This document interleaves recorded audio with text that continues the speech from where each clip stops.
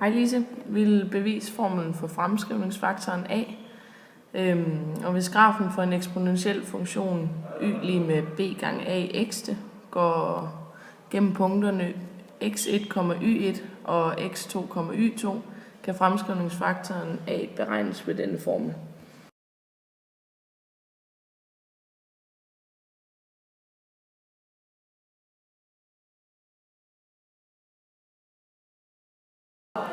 For at bevise den her formel for fremskrivningsfaktoren a, så kan vi starte med at sætte de to punkter ind i regneforskriften y lige med b gange ax.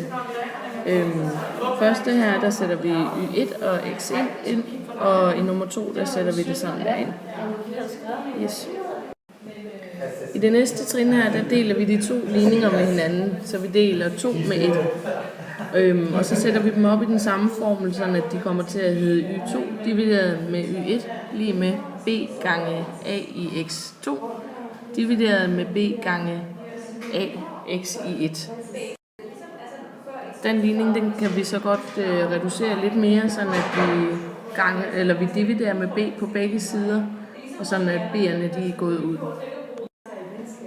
I det næste trin her, der bruger vi potensreglen på den højre side, sådan at der nu kommer til at stå y2 divideret med y1 lige med a i x2 minus x1.